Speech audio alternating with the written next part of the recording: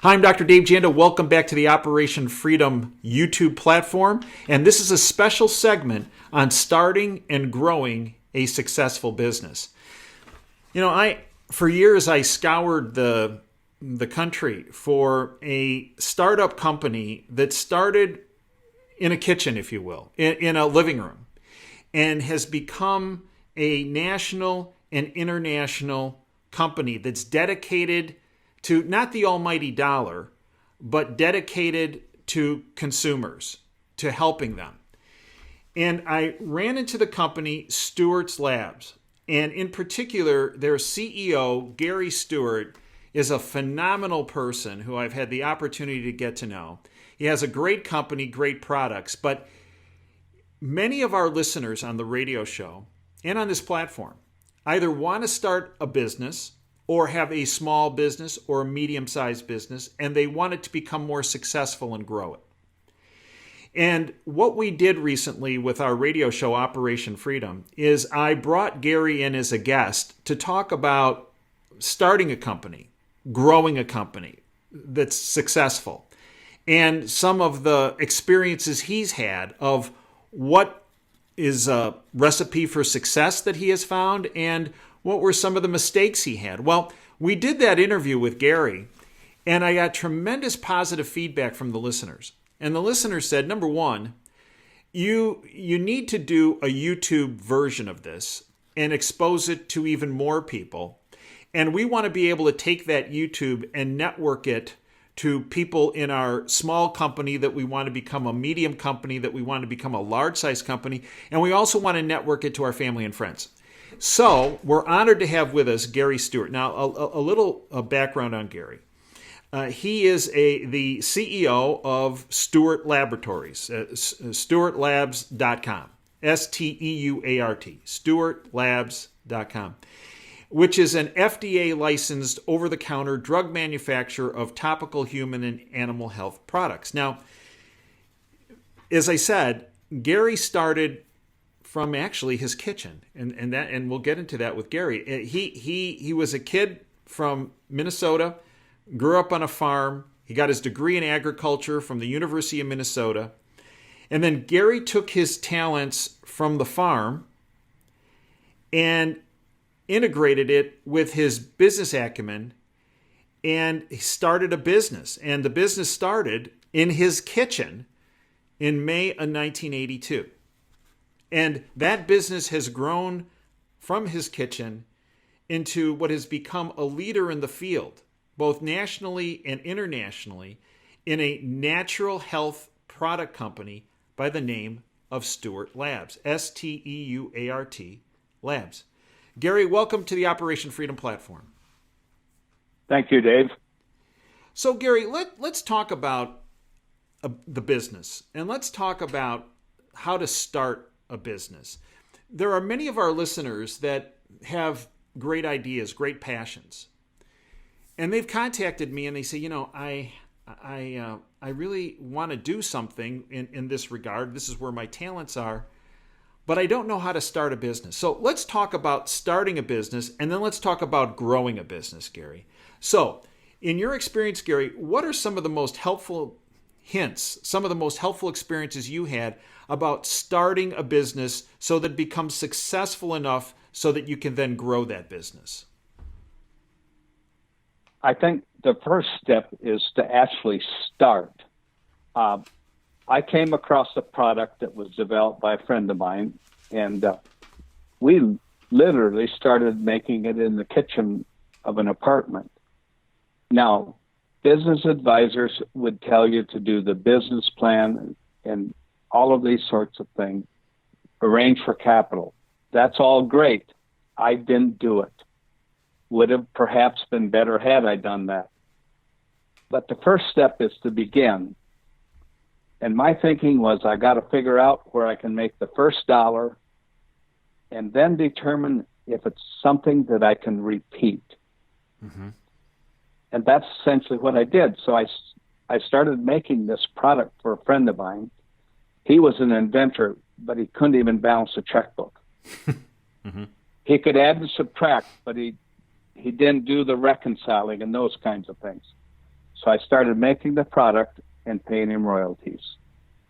And I just went out on the farms and started selling it. It was an ointment for dairy cows.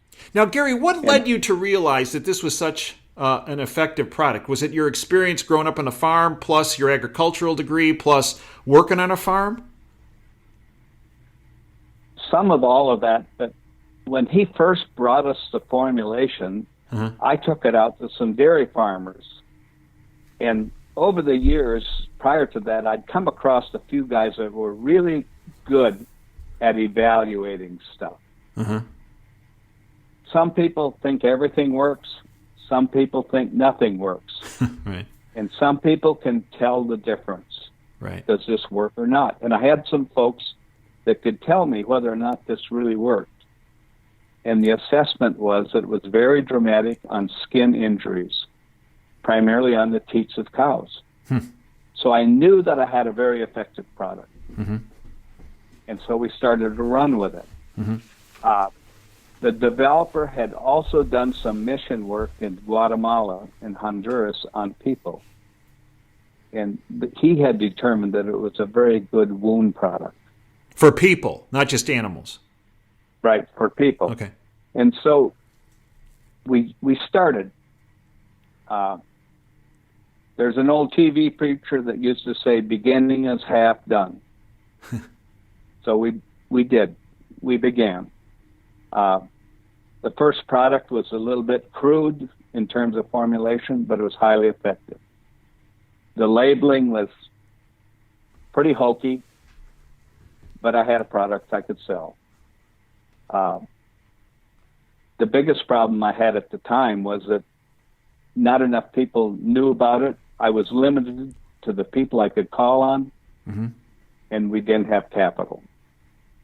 So how did you overcome all that? Because many people say, well, I have this great idea, but I don't have anyone else because I can't afford it to help somebody market it, to help someone sell it, to help network it. How did you overcome, and I don't have enough capital, money to make this happen initially. How did you overcome all that?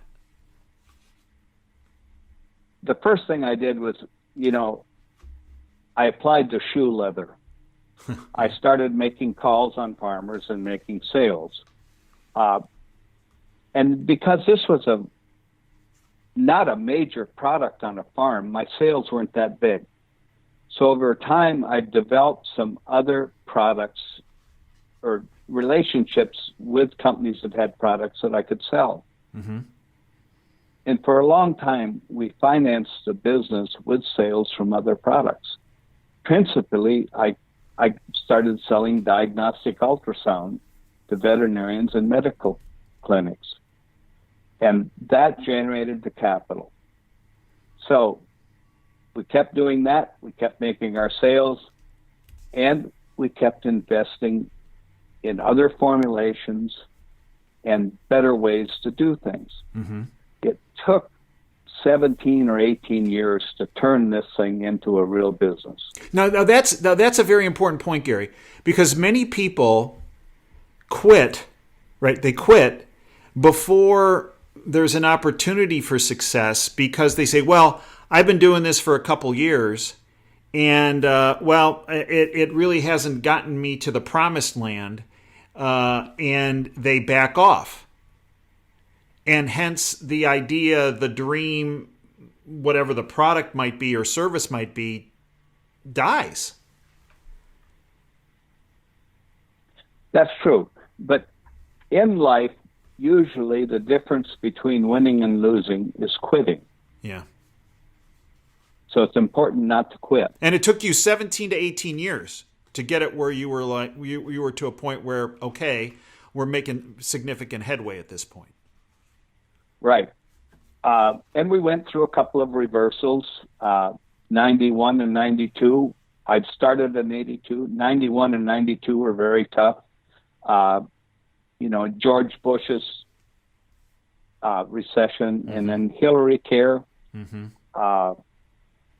And then 2008 was pretty brutal. Our business for a number of reasons. How did you weather those storms of those nationwide recessions, Gary? Tightened the belt and kept working. Okay. The 91, 92, I mean, we had to reorganize. Mm-hmm. We moved physically, moved my home, did a lot of things to just position myself where I could be a low-cost operator. In '08, we tightened our belt, and I had a couple of choices. We had a group of dairy products for the dairy farmer, and we had a couple of very good human or people-type consumable products. I decided to go with the dairy products, and I went back out on the dairy farm. Mm-hmm. And I just went farm to farm for months. It took me about 14 months to turn it around to the point where my income again exceeded expenses. And it was the old shoe leather approach again. Right. We were without capital, and we had some, but so we just did the work. And at that point, we were down to two of us in the business and some part-time help. So I did the sales. I had another person that took care of the office. And in between all that, we would manufacture product. Now, Gary, as far as financing and capital, do you suggest when folks have they put the shoe leather down and they start to create sales and they start to build the business a bit and then they need some extra capital, do you believe there are several ways to go about this? You can go to several sources of capital. What do you find is the most effective source of capital to go to invest in a small business that's trying to grow? For us, we had to get to the point where we could borrow money from the banks. Mm-hmm. I have a couple of minor investors that invested a little bit of capital, friends. I didn't want to go the IPO route. Right. And I think that would have been very difficult. Mm-hmm. But it is possible to work hard enough and shepherd your capital closely, build that base, and it is possible to get to the point where the banks will deal with you. Now, after '08 and '09, it was very difficult to get banks to work with small businesses. Dodd-Frank was not good for the banking community, and it was really tough on the business community. Mm-hmm.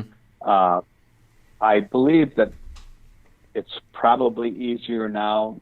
I believe they've changed some of those regs. But at this point, we've got a good relationship with the bank, and we have minimal amounts of debt.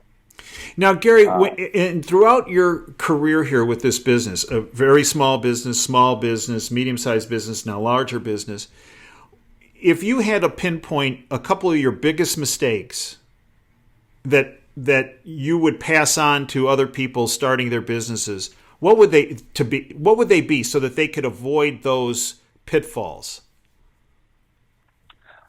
The first thing I would do, even though I was fairly conservative with money, mm-hmm. I would be extremely conservative. And it's important to recognize when a trend turns, when the business starts growing, mm-hmm. business is not linear. If you get on an upward curve, there's nothing that says that has to continue forever. Right. So I got caught by surprise a couple times in reversals. I'm much more conscious of protecting myself against that type of reversal. In 2008, that was out of our control. Mm-hmm. And I'm sure you've talked to many people, business people. It was brutal for some of us. It sure was. And in spite of what President Obama said. Right. And Gary, in your business, so you produce products, health products for people, and we'll talk about those because actually they're quite remarkable, as well as for animals. In that business, as in almost any business now, because government is ever expanding, that business will eventually have to deal with government officials, government regulators. You've had to deal with government regulators, correct? That's right. Okay. Principally, go ahead. Well, let's talk about that because you've seen government regulators now in several different environments. Let's call it the pre-Trump environment and the Trump environment. Have you noticed a difference? And if so, what is that difference? We deal primarily with FDA. Since Trump has become president, apparently the FDA is solidifying things. They've rejiggered things, reorganized. We've been advised by a former FDA drug inspector that we are no longer assigned a drug inspector by the FDA. Prior to that, we were on schedule to be inspected every 2 years. Now, I expect that at some point they will reassign a drug inspector to us. Mm-hmm. And also in 2014, 15, we had to start dealing with Federal Trade Commission. That was the result of a complaint by a competitor. They came down on us. The things they asked for were extremely burdensome. We offer a money-back guarantee on our pain relief product. They required that we send them the name, address, all information for every person that we had given a refund to. What was the purpose of that? I thought it was just to keep us busy. Yeah. I thought it borderline harassment. Mm-hmm. I would, yeah. They were questioning the truth of our testimonials, and they were true. It was just a huge project for us. Mm-hmm. We submitted all paperwork to them on November 4th, 2016. 4 days later, Donald Trump got elected. Mm-hmm. 6 months after that, they called my attorney and said, this company is so small, we're not going to put the resources into it. Mm-hmm. And the frustrating part of it was that this whole thing was instigated by a competitor, not by a customer. Mm-hmm. Mm-hmm. I mean, if we have customer complaints, we take care of it. Yep. And about 5 years ago, I got real involved in Republican politics, mm-hmm. and we started a process of trying to get rid of a very liberal congressman in our district, mm-hmm. which we did in 2016. Do you think that was do you think, Gary, in fact, it was not just a competitor, but it was retribution for that? It could have possibly been. Yeah. After listening to some of the things that you've uncovered, mm-hmm. it would have been very easy for them to identify me as a threat because I was supporting this candidate. You know, Gary, when I look at your business, underneath the success of your business has been products that are incredibly helpful. And I can't address, obviously they're helpful in the agricultural community. I can't address that. But as a physician, I can address your products as they relate to people. You have a number of products, and this, I believe, is the foundation to any successful business. Products that are not only beneficial but successful, or that whose claims they're backed up with. So you have a number of products, and I want to hit several of these because I've noticed an enormous benefit from these products. Your pain formula is actually an interesting product, and the reason is because I do have arthritis. I have been utilizing nutritional support, and it's helped me immensely to the point where I can go out and do chores for 5-6 hours. However, starting that night, I'm able to do it without pain. It's just I start to feel real stiff and achy being an old guy after doing that. I put on your pain formula, which has no opioids in it, all natural. And Gary, it's like I haven't been working out for 6 hours earlier in the day. I've had some individuals who contacted me who had recent surgery, and they said, "Oh, Dave, you're retired now, but I've had this X procedure done, and I'm having a lot of pain, and the doc keeps wanting to throw opioids at me, and I don't want that. Do you have a suggestion?" Well, I recommended your pain formula product, and these are people right after surgery. Gary, they were all across the board. It made it so that their opioid use evaporated, and they were comfortable. I recently had a friend who fell and broke some ribs. Doc put that person on opioids, and it really wasn't helping. I said, "Get some of this pain formula," and they did. And again, it's topical. They were rubbing it on, and they said, "Dave, I don't know what's in this. I know what's on the can, but this, it makes my pain go away. I don't need even Motrin to take." So, Gary, educate our listeners on your pain formula, because I have friends who have arthritis that are using it on their joints that get hot and inflamed, and it helps them. So, acute situations like an injury, post-surgery, my friends that have arthritis. So, Gary, educate our listeners on the product, because and that's really important to have. If you're going to have a successful business, you got to have a great product. Well, you have a number of great products, but let's talk about the pain formula. Well, the pain formula is anti-inflammatory. And as you know, so much of our pain is due to inflammation. Yeah. The nutritional things you've done reduce inflammation, consequently reduce your pain. Now, there are certain types of pain that this is really effective on. It's very good on arthritis, knees, elbows, hands. For some reason, it's extremely effective on ribs, broken ribs, bruised ribs. Mm-hmm. I suspect partly because it's very close to the surface, and for some reason, there's just a lot of inflammation with it.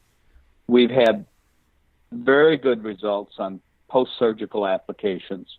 We don't recommend putting it on that incision until it's closed over, but around it. Another area that we found in terms of post-surgery, and I'm sure you're familiar with this, when they do abdominal surgeries with a laparoscope, mm-hmm. they inflate the patient's abdomen with CO2 gas. Correct. Then after the procedure, they evacuate that CO2 gas, but apparently during the process, some of it gets into the bloodstream, and it manifests as pretty intense pain in the shoulders, chests, and upper arms. Mm-hmm. Very true. That product works within minutes on that type of pain. I don't understand the mechanism, but we've learned that it's highly effective for that. We've had people that had joints so bad that knees that they couldn't get around, and they didn't like the NSAIDs or non-steroidals, and they were able to get off those products and get better relief with our product. Now, again, this is a natural product, correct? And in reading your ingredients, there are no opioids in the product at all. No, we use arnica, which is a plant extract. Mm-hmm. It's anti-inflammatory. Mm-hmm. It's also very good for bruising. Mm-hmm. We use comfrey extract, which is good for pain. Mm-hmm. It also stimulates healing. So over a period of time, we increase the healing in soft tissue injuries. Well, in fact, this is information that the big pharmaceutical companies they don't want out here. So let's talk. You mentioned your kitchen. The first product you had was a a healing. Am I correct in that, Gary? Was a healing lotion, correct? Right. It was an ointment for dairy cows, for chapped teats, injured teats, that type of thing. Okay, and that also can be used on humans. And in fact, when you and I were talking about this, I don't know, a year ago, you sent me a video recently of a patient that had used the healing, and I don't want to have it in this video just because it does show a wound, and some people get a little squeamish about that kind of stuff. But underneath this video in the description section, Gary, I'm going to put a link to that video because the before and after and the patient talking about, what they did, because frankly, as an orthopedic surgeon, I can tell you when you look at that initial wound, yes. You, as a physician, you think, this poor person could well go on to an amputation based on the severity of the wound. And frankly, the outcome, obviously not an amputation, but utilizing this this healing solution lotion was remarkable. It was, and they expected that woman to lose her foot. Yeah, I can see now, that. Yeah. She spent 39 days in the hospital. She did not use our product during that time. And every time they redressed that wound, it was a surgical procedure. Mm-hmm. So they took her into surgery to do it because they had to remain sterile. And then at the point where she started using our product was after they put on the product called Integra. It's a mesh, mm-hmm. and then they did a skin graft on top of that. And then she started using our product when she went home. They had given her a prescription medication. She didn't want to use that. She started using our stuff. The interesting thing is that foot is fully functional. Mm. She basically doesn't have pain unless sometimes at the end of the day, and she does physical labor. So she's really not compromised by the injury. So with your business success, you had a primary product, and then you expanded off of that primary product. The primary product being the wound, if you will, lotion, cream, formula, and then you go into the pain formula. You also have, I think we have foot cream, a hand lotion. So part of being a successful business is having, if you will, a diversification then. That's right. And a lot of the ideas come from customers. Yeah. One of my dairy farmer customers told me early on that our wound product for cows was the only thing that would heal up his own cracked heels. Huh. But it was a yellow, sticky, ugly product. And he said, "Can't you make something that's not so ugly?" And his wife was standing there, and she said, "Yes, I'm tired of the yellow stuff on my sheets." But she didn't say stuff. Yeah, okay? Right. So that started me thinking, and I hired a formulator, and so we came up with our foot cream, a vanishing cream that was, friendlier to look at and didn't stain her bed sheets. The pain formula was developed for another group of people that wanted it for racehorses, for, soft tissue injuries, strains, sprains, that kind of thing. We found out right away it worked on people, and we really never marketed it for racehorses. So part of the success is listening to your customer and then innovating off of that feedback. That's right. They will tell you what they need. Yeah.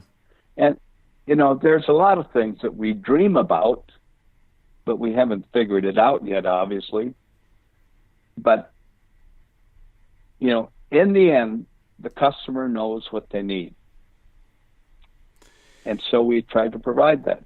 Now, Gary, how can folks learn more about you, your business, and the products? You have a website. What is that website? SteuartLabs.com. Now, spell Stewart because it's spelled a little differently.